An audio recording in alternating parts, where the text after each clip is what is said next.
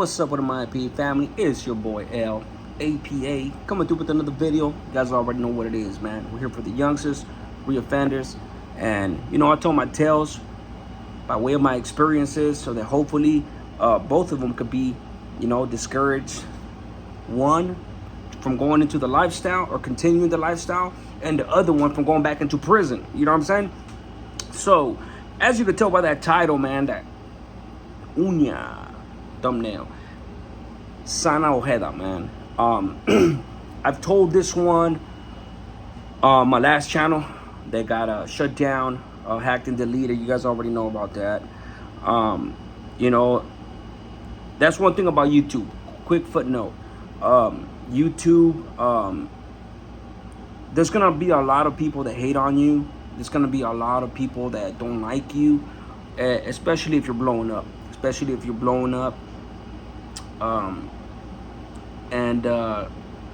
Yeah.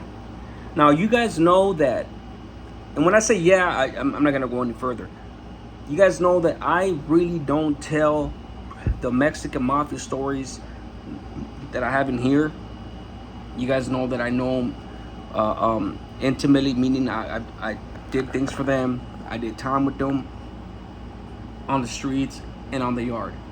As far as Sana, bro, like, let me tell you a little bit of Sana. I did the last one that I did was on Popeye from Harpies. I was at Kern Valley with him on NA yard. You guys know the story. For those of you who have not checked out the story, go check out my video with Danny Roman. So Sana, man, the first time I met Sana, man, I was a youngster, man. I was probably about 16 years old. And for those of you that don't know, my neighborhood, Logan, that's where I grew up in. And the last time I seen him was in right before I caught my case, and right before he caught his indictment. Actually, he was still on the streets when he went in for that 2005 indictment. It was a 2-year operation. I seen all them cats, man. All them cats that I actually had met up with and were talking with and all that. I ended up seeing them in the county jail when they got snatched up on that RICO. And the crazy part about it is that, I was going over to, I'm not going to say his name because I don't know what his status is right now, but obviously Sana passed away. And you guys already know that the only Mexican Mafia members that I speak on are the ones that are disregarded and are passed away already, And so yeah, but his nephew, for those of you from Orange County that know, especially from the city, his nephew, man, we used to go over to his nephew's house, and he was right there with a certain individual from Delhi. And some things happened in that house that I can never speak on. But aside from that, we were talking. This is when I was a little older. My older homeboy took me over there because Sana was trying to sew up the neighborhoods, and which he actually ended up doing, but that's when he got snatched up on that RICO. He was trying to re-sew up everything. I mean, he's always, so don't get me wrong, he always had it sewed up. Sana has had Orange County sewed up since day one. He's one of the originals. He's one of the original Mexican Mafia members. This cat was already a pintero. He was already a convict, a hard convict. He was already a hitman when the Mexican Mafia recruited him. That's one of the main reasons they recruited him, man. He was with the business, old school cat, and he sold up Orange County when Orange County was to be sold up, and he was old school, man. And like I said, man, his stilo was fair as fair, was not as not. He had respect for the streets, and everybody had respect for him. And then I'm gonna get a little more into what I knew about him and when I met him and all that, and the times that I chilled with him. So we talked that night. I mean, my older homie was talking to him, and it basically was conveying to us that, every neighborhood has to do this, and that. Get this sold up, boom, boom. This is where this goes to. You make this, we'll give you that, boom, boom, boom. Flip it, you go this, here, boom, boom, boom. I don't want to get into the details specifically, But it's basically, for those of you that could read between the lines and know what's up, he was pretty much telling us who was the lieutenant, who was this, who was that, you know what I'm saying, and who we needed to get at and that type of shit, in case he wasn't around. So, like I said, something ended up happening that night. Somebody got checked. Nothing major. Don't think that somebody got killed and all that, even though shit like that has happened. But it's a family, one of his family members, like I said, man. It's one of those things. For whoever knows what I'm talking about, that's all I'm going to say. And anybody else can't put the dots together. It's just impossible. So, yeah, man, as far as him and talking to him, man, the conversations that I had with him, man, especially as a youngster, man, and I say a youngster because I'm 18 at the time, man. I'm 18 years old at the time. I'm all of 18 years old. And talking to him, growing up, I met him one other time when I was younger. But growing up, he was somebody that was infamous. And I don't want to say infamous in a bad way necessarily, but I would say fearsome. Meaning, dudes were actually scared of saying this dude's name. And I have not heard of anybody since then, especially not now, where dudes were scared to say somebody's name. And I don't want to say like scared, like, ooh, like necessarily like scared. Respect, that the apprehension, caution, that type of shit. He was somebody that in my neighborhood, man. So the neighborhood that I grew up in was Logan. And I'm gonna go ahead and tell you guys something that I've never said before. And it's a legend in my neighborhood, a story, a old legend in my neighborhood. Because Sana, bro, was a good individual. You know, he took care of his people, of his team, and things like that. He was definitely, obviously, if you're older, you know, you're cranky. You know, you have short temper, things like that. Obviously, he was an addict as well. You know, he messed around with heroin, just like a lot of them cats do, just like I used to. And a lot of the times, man, dudes that looked out for him and showed him that respect and third, clavo, etc., etc., etc. No matter how and what way, shape, or form it got to him, he always appreciated somebody that would bless him with that type of cariño, especially being locked up. You know, like I said, man, he was one of the old school cats. A lot of the older originals he's one of the originals of the organization. That's one thing I will emphasize. He's one of the originals of the Mexican Mafia, bro. And so he had a lot of Jews within the organization, let alone in Orange County, you know. But he ruled with the iron fist. He ruled with the iron fist. And you don't rule with the iron fist. I mean, there's going to be dudes. You know, he's passed away now, right? He's passed away. So a lot of people are going to talk on him fondly, which is cool. I do too. But not a lot of people are willing to say the negatives and the things that we experienced under his rule, under his tenure. And I seen a video recently. Somebody pointed it out to me. And I just felt like it was incomplete. Especially being that homeboy is not from down south. Much respects to him. I might as well say, out of respect, you know, Renegade Media. I seen this video, and you know, what he said about Sana wasn't wrong. It was, I just felt like it was incomplete. Obviously, he speaks to whoever he speaks to from Orange County, but me being from Orange County, man, and spending the majority of my lifetime in the system, and knowing Sana personally, and growing up under the shadow of his rule, of his empire, I feel like I could add a little more to it, just like I have before. And that's why I like going around YouTube sometimes, or lately I haven't had time, right, for months. But that's why I like my subscribers. My subscribers usually point out something that they think is relevant, And they know me. Don't ever send something to me if you feel like I'm gonna react negatively. Because if that's the case, you might as well just shut it down, bro. Because that's not what's gonna happen. But if I feel like I could add something to it and shine more light so people could get a full picture or more of a picture, then I'm all for that.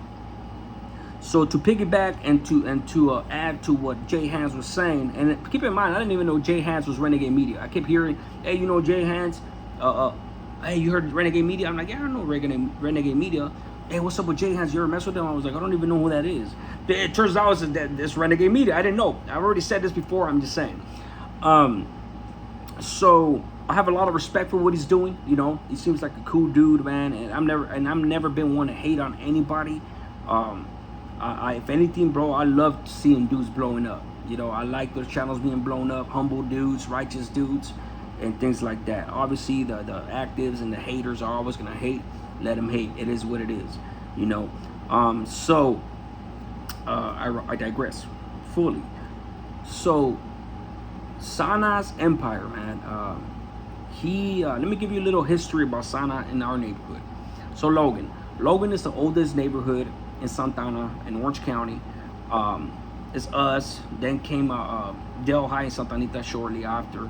Not too long after, but as far as the clique, you know, historic neighborhoods, Barrio Logan, Logan Park has nothing to do with Logan Heights. Logan Heights is Logan Heights. Barrio Logan, Logan Park, Logan Street, and Santa Ana, completely different neighborhoods. There is a branch of Logan Heights in the San Fernando Valley in LA, but like I said, they came from San Diego. But Orange County, Santa Ana, it's been its own. Before the MA even got formulated, Sana, as a youngster, used to actually go party to our neighborhood, to Logan. And as a result, he had a lot of love for our neighborhood. He had a lot of his older homeboys, his older role models, some of his older role models and friends were from my neighborhood. And as a result, when, you know, the organizations got started and all that, and he sold up Orange County, you know, we weren't required to pay rent. Our neighborhood was never required to pay rent. And, you know, and like I said, man, I don't tell too many stories. I got a lot of stories in my database as far as the senores, especially the ones that are active right now, and the power struggles that ensued with Mondo and Sana when he was alive. I have a lot of intimate knowledge as far as what happened, intricate knowledge is what happened, especially when, like I said, Mondo stepped up to the plate and tried to take Orange County from Sana. And a lot of the dudes that were working for either side, man, a lot of them dudes, man, it was way out, man. I'll just say that. It was way out. But anywho, that ties in to us not paying no rent. And then later on down the line, dudes try to come to our neighborhood and, you know, this and that. Especially when Sana got shipped out to the feds and old boy from LA took over for him. And they try to come to our neighborhood and collect, and not really having the communication with Sana that, hey, we don't pay rent. Our neighborhood, Logan, does not pay rent. Plain and simple. And that's not necessarily because we're rebelling against them or because we ain't paying rent to nobody. No, that's because that was his grace, his blessing. You know what I'm saying? Because of the respect that he had for our neighborhood. Not a lot of people know that. So I will say that. But a lot of the there was this homeboy, one of our older homeboys, that passed away in Chino. I'm not gonna say his name and all that, you know, because like I said, man, murder has no statute of limitations, and I don't want to shed light on it for the authorities. Basically, the gist of it is, Sana had one of our homeboys killed in Chino, somebody he was close to, but had a lot of Jews, had a lot of power, and was gonna be made, not through Sana, but through somebody else. And it would have been one of the main rivals by default. You know what I'm saying? Not by default. I tend to think that the way that my older homeboys told me that he could have worked with Sana and this and that, but Sana kind of recognized that threat. You know what I'm saying?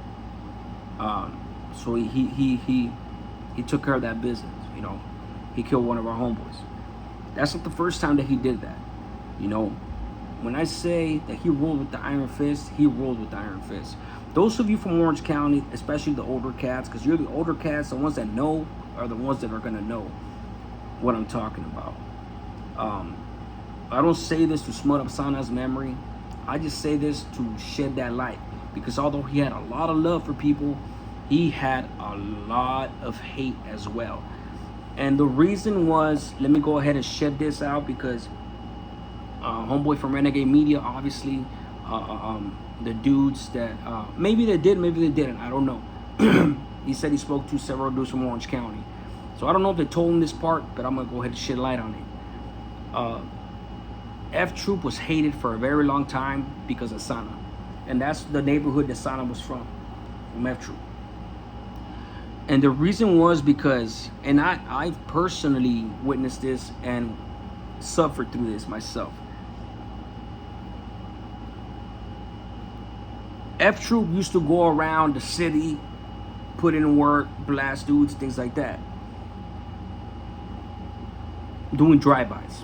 They used to do a lot of drive-bys. And obviously, for those of you that don't know, in Orange County and everywhere pretty much in Southern California, drive-bys were outlawed. The F Troopers, bro, the youngsters were still doing that shit. And when some neighborhoods went back and did it to them because they just finished doing that, they were mad, rightfully so. They will go cry to the Señor, to Sana, and then Sana will greenlight that neighborhood. It happened to us once, but he didn't greenlight us. Like I said, man, we were just blessed enough that this dude had a lot of love for our neighborhood. So instead of greenlighting our neighborhood, he'll greenlight that individual, pretty much get at our gente and be like, hey, who was it? You know? Well, go ahead and let that dude know that he's on the verde. He's in the hat. He's in the hat. You know what I'm saying? And obviously payments and all that shit could, you know, take care of certain things. But when it came to our neighborhood, he would never greenlight us. You know? Like I said, man, I got a lot of stories that I got a good 20, 30 stories that I could fucking, my channel could fucking go to the sky. Because I know people will be interested in that type of stuff. But that's not my prerogative. You know, I don't choose to put my family in that type of situation. But more power to everybody else. So yeah, they would go cry to him, and as a result, a lot of the homies didn't like Sana. A lot of the neighborhoods didn't like Sana because of the favoritism, because of that favoritism, and rightfully so. You know, rightfully so. You know, obviously, like I said, for the people that were on his team, obviously he's gonna be righteous to him. Obviously he's gonna be good to him. Obviously they're gonna like him. But there was a good amount of people in Orange County, in barrios, that didn't like that about him. You know what I'm saying? They hated on him.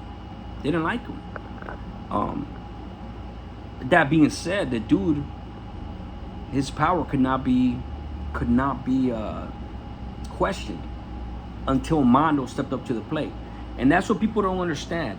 You know what I'm saying? And whether homeboy sees this video or whoever sees this video, doesn't matter.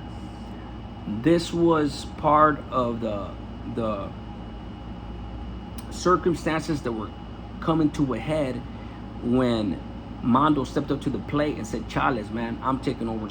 Well, so first of all, I'm just going to say when Mondo stepped up and said, Chales, I want Orange County. Other things happened before he actually stepped up and said that outright. But that's a history I don't want to get into just yet. I personally, like I said, I'm from Orange County, man. And my homeboys were there, and I was there. And we know. Those of us who know, we know, bro. But this is why. The only reason Mondo didn't win that war was because that Crip shit came up. As a youngster, he used to roll around. He did a jale. He put in some work with some Crips. And that completely destroyed him. If he would have never done that, I'm not saying I wanted him to not have done that. I'm not saying that I wanted him to win. I'm just saying blatantly, straight, objectively, as a matter of fact, if Mondo would have never had that on his jacket, he would have overthrown Sana. Plain and simple. Because a lot of dudes, you guys gotta understand, at this point, Sana had already been Orange County's godfather, and rightfully so, for decades and decades. We're talking about 2000, like in the 2000s, the first decade of the 2000s, the latter part of it, and his support was dwindling because of all the camaradas that took Mondo's side, including some of my homeboys that were politicked out, that used to work with Sana and used to work with these politicians that felt like Sana was just not the one to lead us into the future anymore. You know, new blood was needed. He was older, and you know, he was very selfish. He was very power hungry, and power corrupts, and absolute power corrupts absolutely. I'm not saying this to schmut Sana up. I have a lot of respect for the cat, but power corrupts, and he had absolute power. But a lot of the homies in the county did not like that. Bro, he clipped the wings of some of his own brothers from Orange County, some of his MM members, and he had that type of power. And people were tired. People wanted to see somebody aside from F Troop having that power. And not to mention Orange County being the epicenter of Orange County being Santana. Not to mention Anaheim and other cities that didn't want Santana to have the power anymore. There's always been that little rivalry. People don't understand this. There's always been that rivalry where people just used to hate on Santana, period. Because we were headquarters. We were downtown Orange County. And they wanted to see us shift the power. And you know, obviously Mondo was from hard times, a different city, a neighborhood in a different city. And a lot of dudes supported him, and he had a lot of real support. And like I said, he would have won. I'm gonna keep that short. He would have won. But Sana is a master politician. He didn't stay in power for over 4 decades for no reason. You know what I'm saying? And you know, I could get into a lot of things. And those of us from Orange County that really know what's up, I'm not saying that anybody else doesn't know what's up. I'm saying for those of us that know what's up, they haven't not give somebody a complete story, or at least that just heard things, are younger and really don't have the historical value, meaning the historical perspective and hindsight, can never really give you a true rendition of the history combined with what's going on right now. And but yeah, man, in his latter years, I would say that Sana was a lot more righteous. But at the end of the day, man, he got old. You know, he got old. Obviously, he passed away. You know, he was not necessarily in full good graces by the time of his demise. But that dude is a fucking legend, man. That dude is a legend. And anybody that could hold on to Orange County that long, man, you know, he was the godfather of Orange County. As far as the new ones, bro, I seen that video that homeboy said about that dude Crow. I'm not gonna get into that because I don't talk about the dudes that are active. You best believe all I'm gonna say is this: I know all about Crow. I know all about him. I'm not even gonna say nothing else. I know the dude. So I'm just gonna leave it at that. And say that, yeah, man, that's just some of the dynamics of Sana Ojeda. And like I said, but when I met him, man, the conversations that we had, it was just like any other human being. It was good conversations, man. He gave me some advice. I'm not gonna get into the specifics, but or what happened, like I said, but it is what it is. At the end of the day, these dudes are human beings, you know. And he is one of the last dudes, one of the few that are left alive. The senores that I was on the yard with, and just at Kern Valley, I wouldn't even say anywhere else, just at Kern Valley, obviously knew the dude or knew of him, the older cats. And you know, like I said, he was a legend. It is what it is. You know, for anybody out here listening, man, at the end of the day, it's not a path worth going down, especially because the game is not the same.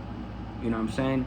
And like I said earlier, man, when it comes to the green lights and all that shit, I told a story about Pauline Street too. I think Homeboy mentioned something about Pauline. I didn't finish watching the video. I'm gonna be real, no disrespect or nothing, but I was just kind of curious of what he was gonna say about Crow.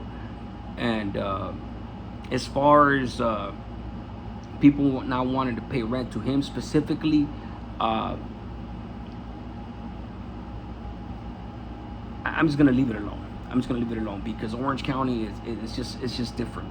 You know, it's just different. And I know I went through a lot of shit, and there's a lot of camaradas right there that especially dudes that are in my life right now that will not appreciate me speaking on certain things.